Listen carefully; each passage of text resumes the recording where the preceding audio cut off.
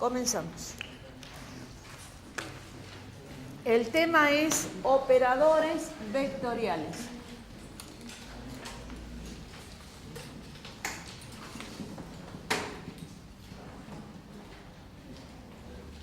Operadores vectoriales. Vamos a definir gradiente, que ya lo veníamos trabajando al gradiente, ¿sí? Bueno, anoten, el gradiente se define sobre una función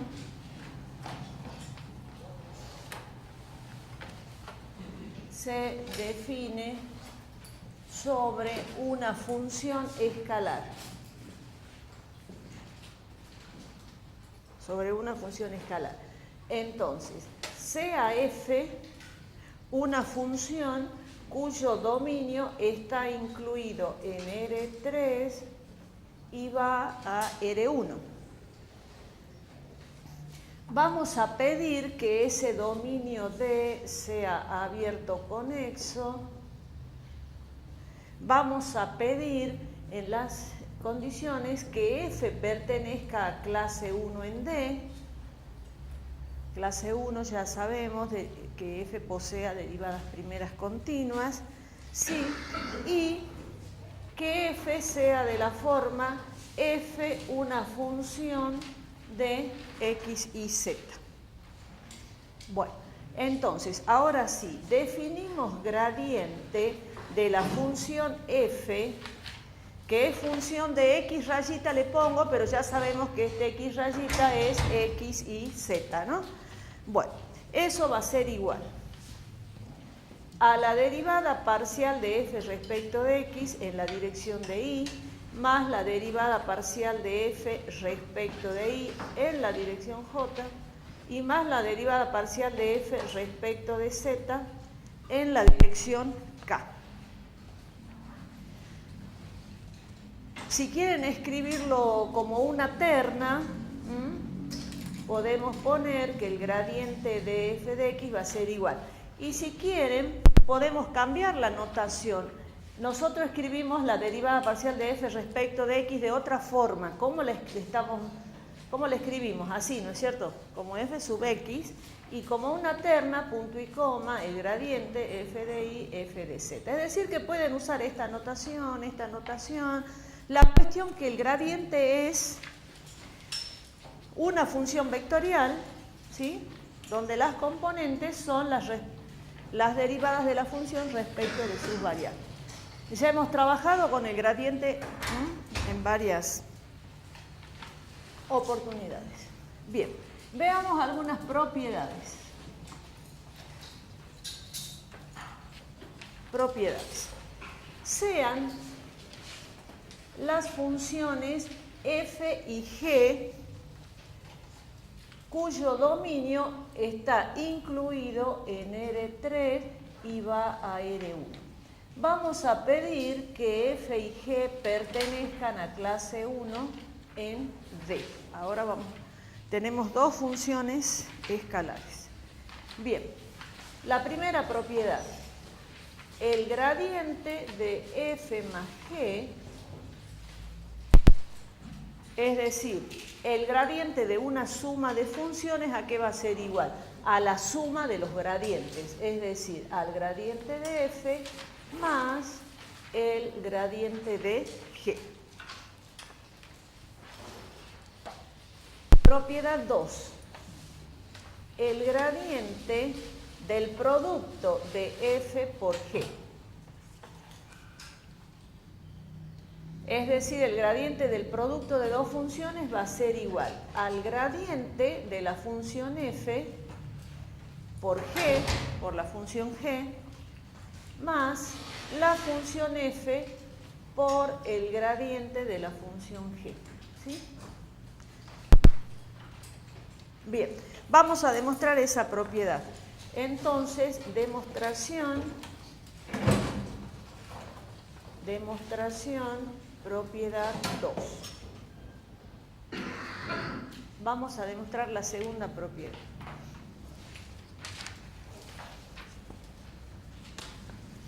Bien, Comenzamos con la primera parte, ¿no es cierto? Entonces, partimos de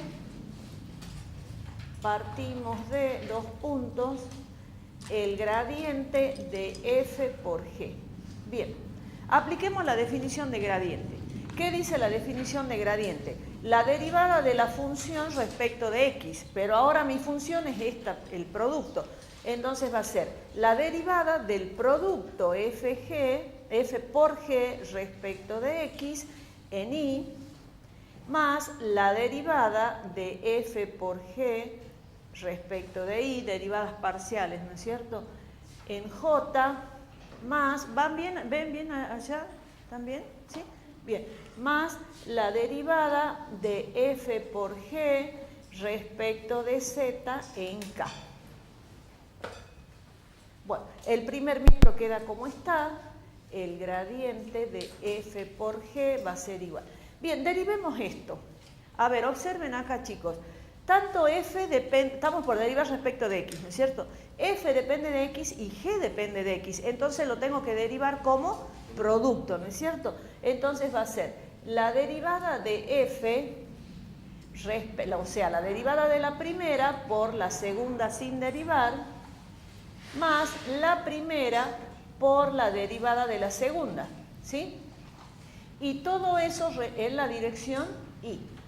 Bueno, hacemos lo mismo con el segundo término, más, abramos paréntesis, la f depende de y y g depende de y, por lo tanto estas dos las tengo que derivar como producto. Entonces va a ser la derivada de f respecto de y por g sin derivar, más f sin derivar por la derivada de g respecto de y. ¿Y todo esto en qué dirección estamos trabajando? J, ¿sí? Más, ahora lo mismo acá, con el mismo razonamiento, va a ser la derivada de f respecto de z, o sea, la derivada de la primera por la segunda sin derivar, más la primera sin derivar por la derivada de g respecto de z en la dirección de k, en la dirección k. Bien, entonces ahora vamos a agrupar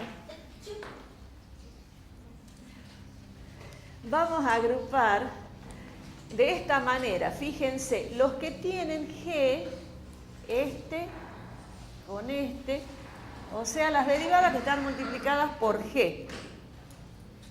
Y por otro lado, vamos a agrupar las que tengan común el factor, la función f, esta con esta y con esta. Vamos a agrupar así, ¿sí?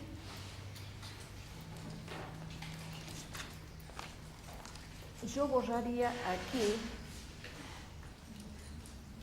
para seguir.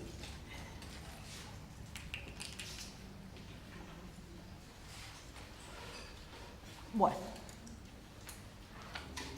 entonces tenemos, sigo acá, el gradiente de f por g va a ser igual. Y bueno, agrupemos todos los que tienen, están marcaditos con verde, ¿sí? Entonces va a ser la derivada de f respecto de x, fíjense, la derivada de f respecto de x está multiplicada por y, ¿no es cierto?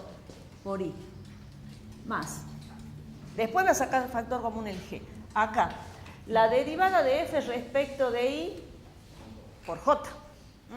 Entonces acá va a ser la derivada de f respecto de y por j, y el último que está marcado con verde sería la derivada de f respecto de z por k. Pero todo eso tiene como factor común g, ¿sí? Este que está acá. Bueno, ahora agrupemos los que están marcados con rojo. F,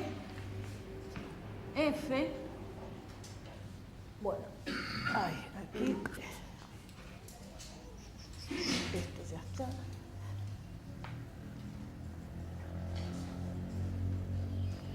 Bien, entonces observemos.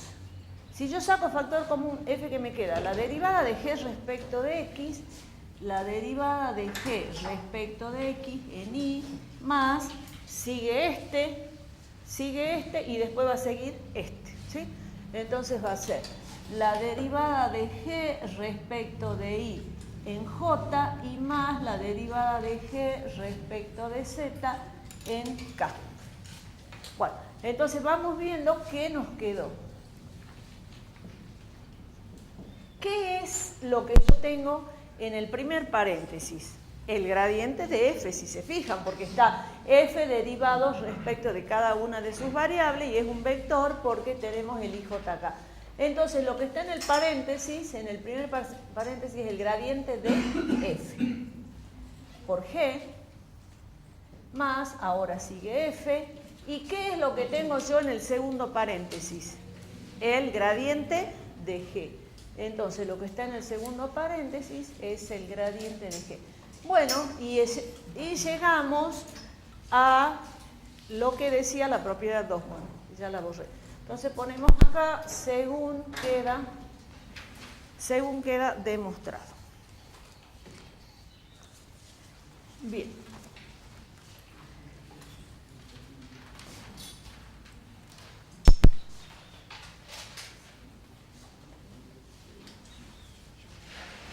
Bien, vamos a ver ahora la generalización del gradiente, ¿sí? Generalización del gradiente. Porque nosotros lo que vimos recién era la función f que iba de R3 a R1, ¿no? De R3. Entonces, sea f una función cuyo dominio va a estar incluido en Rn. Lo vamos a generalizar para Rn. ¿Sí? Pero como es una función escalar, el espacio de la imagen va a ser R1. Vamos a pedir que el dominio D sea abierto conexo. Vamos a pedir que f pertenezca a clase 1 en D. Chicos, una cosita importante, ¿no?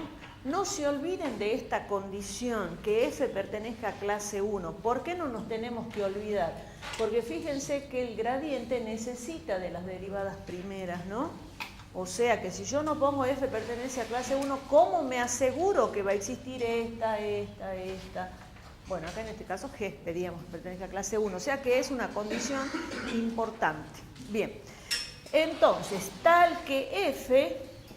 Bueno, como pertenece a Rn, las variables van a ser x1, x2, x sub i, vamos a poner una acá, x sub i en el lugar iésimo, y por último x sub n. De esa forma va a estar definida f, ¿sí? O sea que ¿cuántas variables independientes tengo? ¿Cuántas variables independientes tengo? N. Si quieren lo aclaremos. Entonces, bueno, pongamos así nomás. Tengo n variables independientes. Bueno, y es lógico, ¿no? Es lógico que sea así. ¿Por qué? Porque el espacio del dominio es Rn. Tengo que tener n variables. Hace rato era R3, entonces tenía x y z. Bien. Entonces, apliquemos el gradiente. Entonces, el gradiente de f de x va a ser igual. Bueno, a ver. ¿Cómo hacíamos hace rato cuando era función de x? Era la derivada de f respecto de x. Entonces, ahora va a ser la derivada de f respecto de la primera, que es x1. ¿Y nosotros qué poníamos acá cuando estábamos en R3? IJK, pero ahora no podemos poner IJK. El versor lo vamos a llamar E sub 1, ¿sí? Más la derivada de f respecto de x2 por E sub 2, más, punto suspensivo, más, ahora con la x sub i, la derivada de f respecto de x sub i por E sub i, más, puntos suspensivos, y la última variable era xn. La derivada de f respecto de xn por E sub n. Bueno, y ustedes me dirán, pero ¿quién es E sub 1, E sub 2? Lo aclaremos. Hay que aclarar, porque estamos escribiendo un E sub 1. ¿Quién es E sub 1? E sub 1 es un versor cuya primera componente va a ser 1 y todas las demás, hasta n, van a ser 0. ¿Cómo es E sub 2? 0, 1, bueno, 0 si quieren, 0. ¿Sí? Después tenemos el E sub i. El E sub i es este que está en el iésimo, el versor que está en el término, porque este es un término iésimo, sería 0, 0, 1, 0. Pero acá el 1, ¿dónde está ubicado? En el iésimo lugar. ¿Sí? Y por último, el versor E sub n, que va a ser 0, 0, y el último va a ser el 1. Si quieren, comparemos, pongamos acá un recordar para que ustedes se acuerden, ¿sí? Con el IJK, estos vendrían a ser los equivalentes del IJK. El versor I en coordenadas cartesianas, el 1, 0, 0, ¿se acuerdan? ¿Sí? El J, el 0, 1, 0, y el K es el 0, 0, 1. Bueno, el IJK son los versores en el sistema de coordenadas cartesianas, los versores de la base, y esos son en el que estamos. Bien, entonces, acá me falta una cosita más. Ya habiendo visto quién eran los versores E, nosotros vamos a poner así. Esto se puede escribir como una sumatoria. La sumatoria de I, vamos a tomarlo de acá, de I igual a 1, porque fíjense que acá I igual a 1, I igual a 2, ¿sí? De I igual a 1 hasta n. ¿De quién? De la derivada de f respecto de x sub i por e sub i. Lo vamos a escribir de esa manera. ¿Sí? Bueno, vamos a recuadrar esto.